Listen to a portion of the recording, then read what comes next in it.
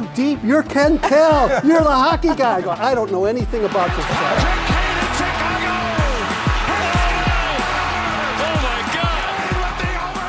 This is The Conversation Line, presented by Fieger Law. Welcome, everybody, to another episode of The Conversation Line, brought to you by Fieger Law. I'm Daniella Bruce, alongside the Red Wings radio play-by-play announcer, Ken Kell. And joining us today, Red Wings defenseman Simon Edvinsson. Simon, always a pleasure. We are so excited to have you here today. Always a pleasure to be here. I know. So you did a podcast with us last year, and it was your first one. Yeah. Do you think you're going to be better than last time? Do you think you learned anything from that? Like, that's a pretty high standard to be.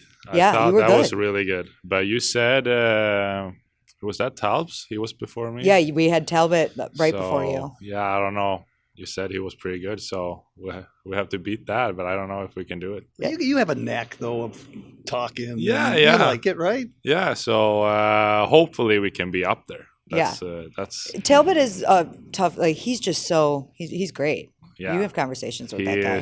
He's a good talker. He always has something to talk about. So he's a natural. Does he yell at you on the ice when you miss an assignment or anything like that? No, never yells at me like that. He's more of a helps you out on the ice. So if you like a time or he sees something, he likes to yell that out.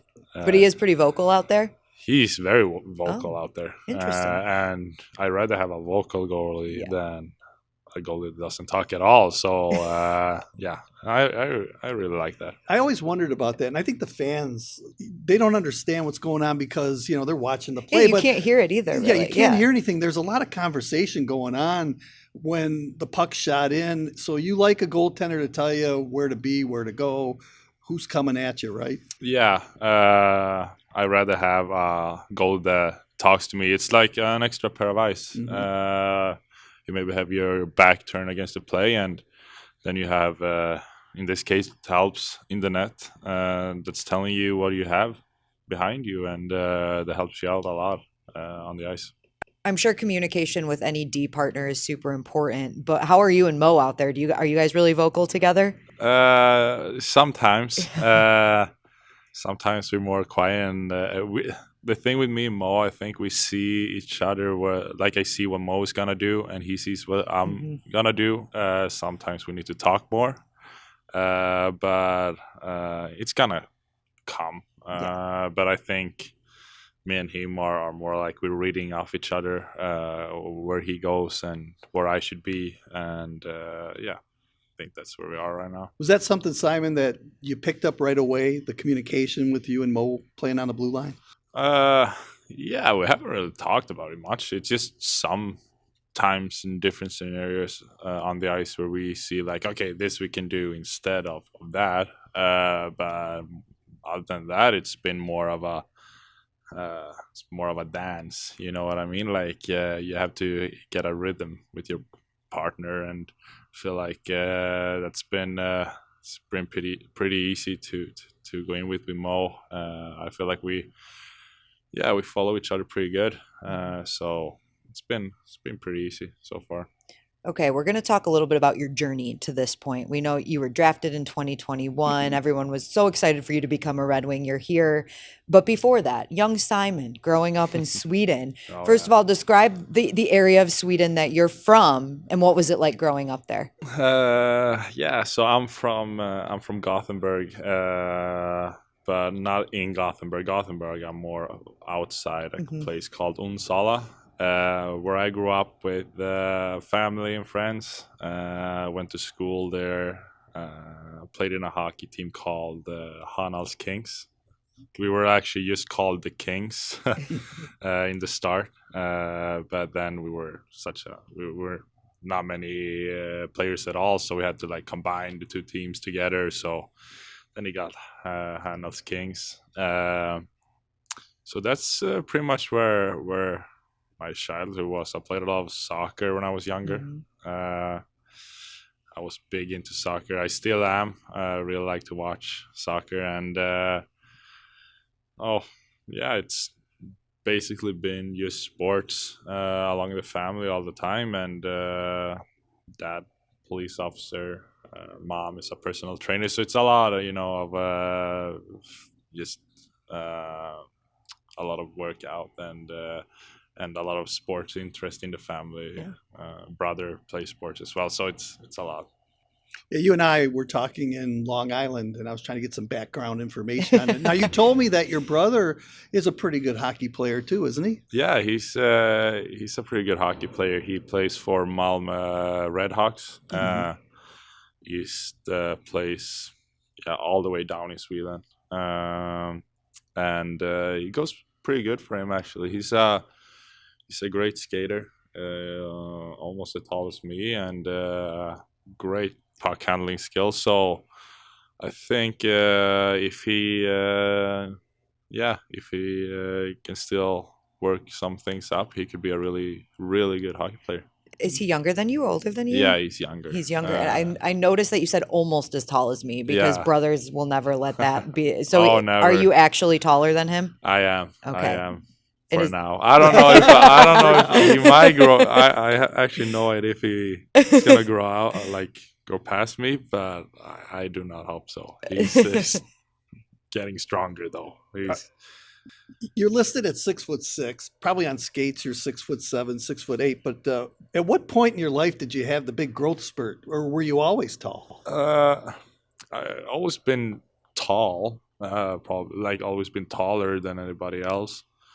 But when I really started growing was when it was somewhere around 15, 16. I even 17. I still grew when I was maybe 18. And it's a challenge to really keep everything together.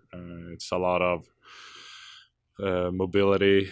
You really need to work on different sides of on the ice, off the ice, and I think my mom's helped me there a lot with that, and it's just been a lot of workouts, especially when I played for Frölunda there. It's a big organization with they really focus on young players with getting stronger and better off the ice, so that really helped me as well. So it was a good combo of that. So you mentioned that you liked soccer a lot. You played soccer when you were younger.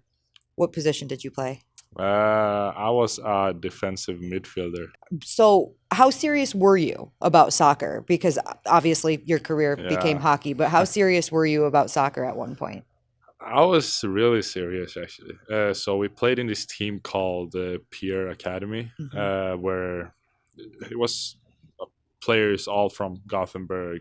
It was so how soccer is built up. You either playing so I was from Onsala, you play for Onsala, and people from Kungsbacka, they play for Kungsbacka. But we had players from all over Gothenburg got together, and we were good.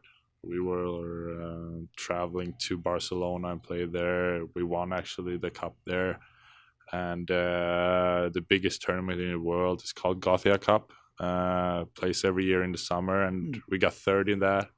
So I really enjoyed playing football when I was younger, and I kept playing until I was 14, and then it was.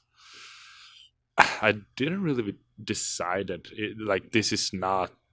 I didn't choose a path. It just ended up being hockey. I think I got into. I think I really got in more of a hockey sense than soccer or football sense, and it was never really a decision. It just happened to be hockey. So, yeah. Simon, everybody has a favorite team, and I know you have one. Who's your favorite team, football or soccer team, whatever you call it, and why? So, I'm gonna get so much. Well, you can get some ribbing from the guys in the room. Yeah, I get chirped so much down in the locker room because of this. But so I'm a Man City guy, Manchester City, and why I am a City fan is not because they won 4 trophies, Premier League trophies in a row. It's because my grandpa is a really big City fan. He's been cheering for them for 40 years.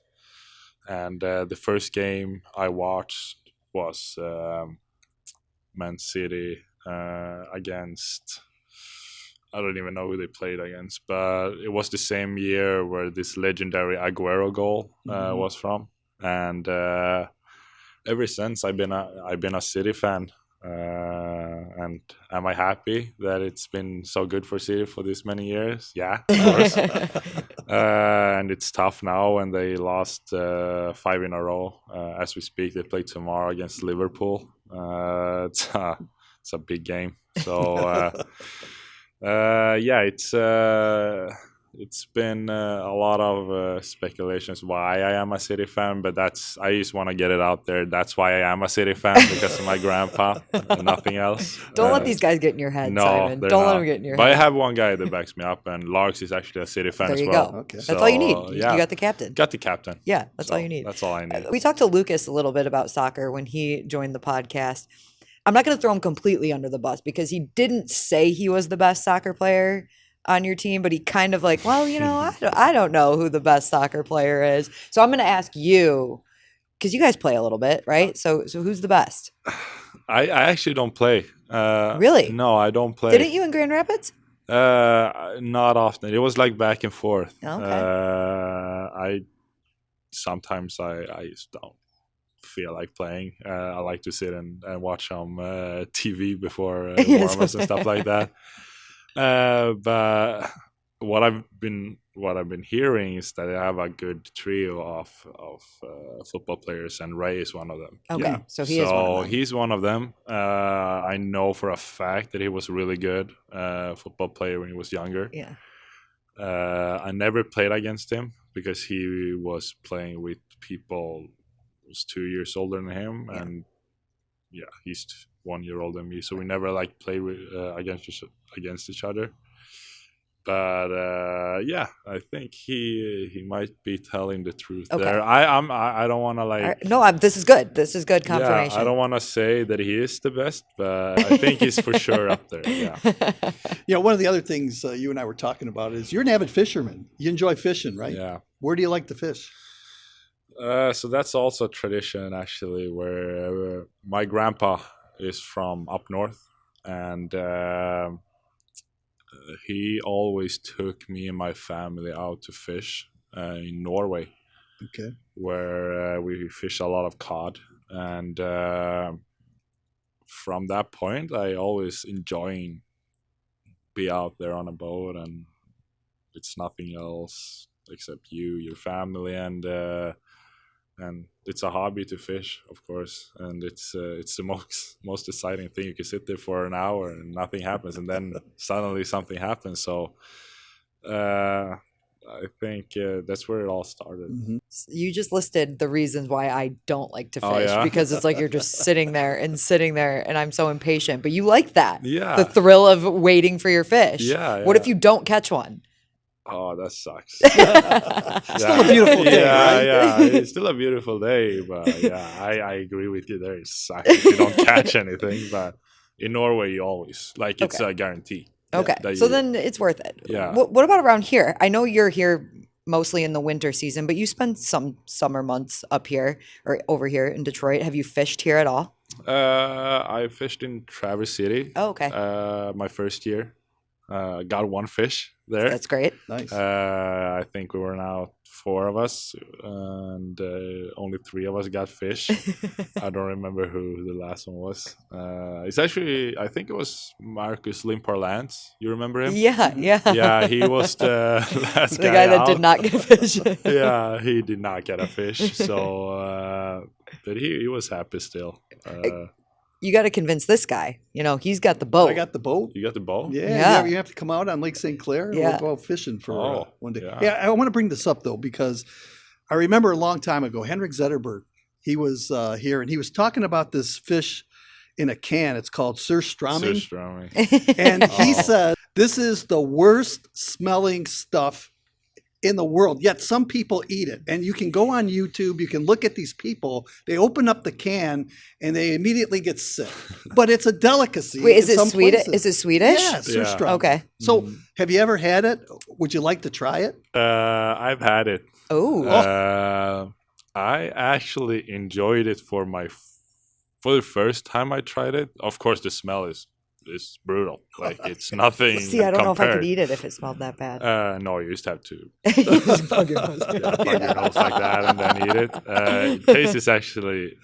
I hate it now. I don't like it now. I don't know what it is. I just can't. So Let me ask you this: was it a dare or something like that? You had to eat so my grandpa. We always come back to my grandpa. Your grandpa. He, of course, really big into fish, and he loves it. My mom loves it. My brother likes it. So me and my dad, we just can't stand the smell or the taste of it. So we always go in. Like, you can't eat this inside. You have to be outside to eat the surströmming. Otherwise, smell. yeah, if you like whole drop a fish or something on the floor, it's gonna be there for eternity. Like, the smell is awful. So me and my dad, we always buy some like Swedish meatballs and stuff like that. There you And we go. go in and watch some TV and eat some pasta and Swedish meatballs instead. Yeah, they could stay outside and eat the smelly fish. They That's can crazy. stay outside how long they want with that smell. I'm not gonna go out there. I did want to ask you this too. I'm asking you about a lot of teammates because I feel like you can confirm. Marco Kasper is pretty impressive with being able to speak 3 different languages, and Swedish is one of them. He says he speaks to you in Bergie in Swedish. Is his Swedish good? Yeah. Oh. Yeah, it's good. Like, it's actually really good. Really? Yeah, he has this Malmö dialect, Okay. where they talk like almost Danish. That's something we don't like in Sweden. But I'm gonna give it to him. It's actually impressive of how good he talks Swedish. No, yeah, it's actually really good. Now, when you're on the ice and maybe you have something wrong, like there's a bad call against you guys or something like that, and you go up to a teammate. Do you ever like talk Swedish to your teammate? Let's say Bergie or something like that, because you didn't like the call that was made on the ice, just so that the referee wouldn't hear it. No, or like I talk English to the Swedish guys, and that feels so weird. It's weird. Do they understand you? Yeah, they do.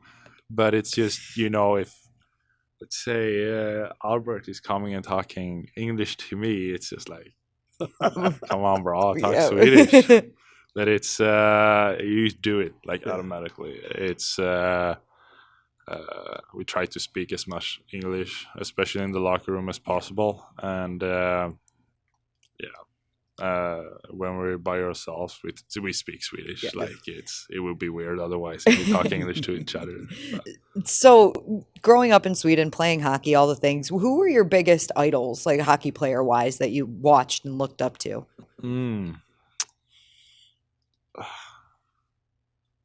Honestly, I've never had like this is the player that I really like. I had teams. So where I grew up, this was Frölunda. You had Joel Lundqvist, Henrik Lundqvist was the biggest players in Gothenburg. They were, they still are. And when I got older,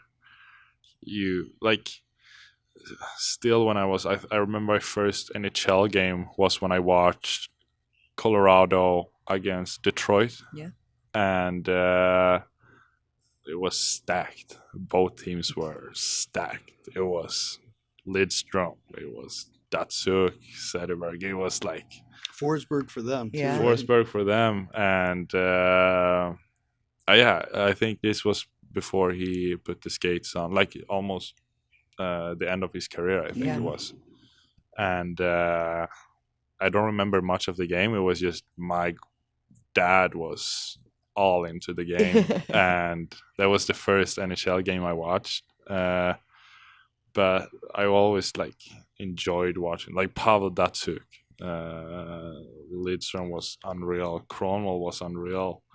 They had Mats Sundin, you know. It's been such a great players, even like John Klingberg, Eric Carlson. Like, it's been a lot of players that you really like, wow, this is some unreal players. And if I had an idol, I don't think I ever had an idol that I really like, okay, I want to be exactly as this guy or something like that. But I always enjoyed watching other great players play. So to name a few, it was them. So many great Swedish players have wore the Red Wing uniform, Simon, and guys like Nick Lidström, for example, and Henrik Zetterberg, just two names.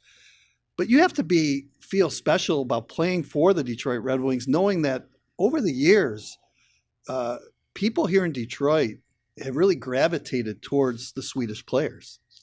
Yeah, it's when that call came that I was drafted to Detroit, it was almost like, wow, the history in Sweden, how big Detroit is in Sweden, it's huge. And to get here was, the chances of that is not high, but I managed to get here, and it's awesome. You have all those you see on the wall, Lidström, Sederberg, all the Swedish players that have been here, Kronwall, Holmström. Yep. And you think, wow, I get to wear the same uniform as them and go out to war to play for this team. And it's you just wanna win here. That's the thing. Like, you don't care what it takes. It's you just wanna win games. You wanna win cups. It's a special atmosphere here around the fans, people that worked here, people that's been here for a long time. You talk to Pete, Russell, Paul, and all of them been here when stuff's happened, you know.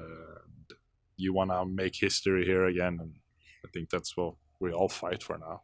So just the reaction to being drafted here, and then you get here, and eventually you get to meet guys like Nick Lidström, Henrik Zetterberg, who else? Nick Kronwall, still in the development system. He's actually still in Sweden. So what were your interactions like, your first interactions with some of those guys? First time meeting Kronwall was after I get drafted. We had a practice in Frölundaborg, and he came down, and I was starstruck, of course. He came down, and we talked for a long time about everything, and you start to see how great of a guy he is. Like, wow, unreal guy that you can just call whenever you want, and you can ask for anything, and he helps you out, and it's just great. And it's the same thing with Sederberg. I met him first time in Rögle. We had a camp there and came out on the ice, and I really didn't recognize him at first, and he came out, and I was like, I was on the ice, and I was like, well, that's Sederberg. That's crazy. And to meet Lidström the first time was actually I was a little bit of a shocker. So after the game, we just played a game in Frölunda, and I was gonna go out to do some workout after workout, and I see a guy standing by the wall, and it was like, I didn't really look into it, and Elmer was yelling like, "Simon, yeah, what's up?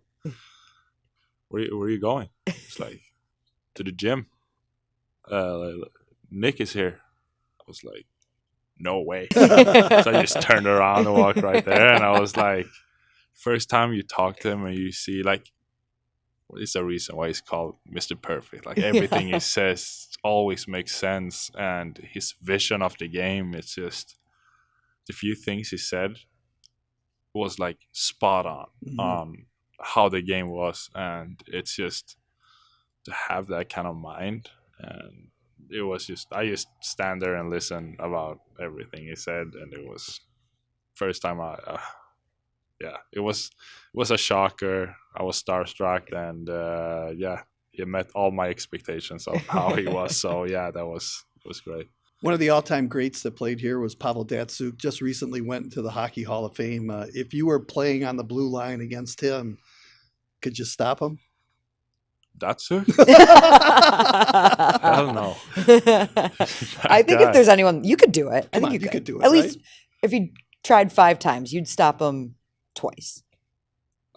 If I'm lucky, like, have you seen what that guy does? Yes, I've seen. That is some special that has to be a fear of any defenseman that he was ever going against, right? Because you never knew what he was going to do. No, and like make you look silly. Yeah, the highlights I saw of him was just. Yeah, maybe now. Maybe if he tried now, you could stop him. But back in his day, maybe not. If I would have played him my first NHL game and he did stuff to me that was like that, I would probably never play that. It would have been embarrassing. One and done. Against him. But it's just incredible what kind of things he can do. And I actually met him. We talked a little bit. At Capitol Grill in Birmingham. He was there with some friend or something, and I was there with my family, and we talked. And also an unreal guy, so kind, and he he joked about the time we played. His Hall of Fame now was in Toronto, and we lost that game. And this was the night before we played. What team was that? No, I can't remember either. On Datsyuk night. Yeah, which one was that? It was the Islanders. Toronto, and then I can't remember the Islanders. It was the Islanders. And he was saying, "Yeah, you guys can't lose again." You didn't though, right? Yeah, we didn't. So I was happy because of that as well. Good. I'm glad we got the win for Pav that night. We got the win for Pav that night. So yeah, that was it was fun. Well, Simon, we appreciate your time today. Thank you so much for joining us. Always great catching up. Yeah, awesome. Thank you for having me.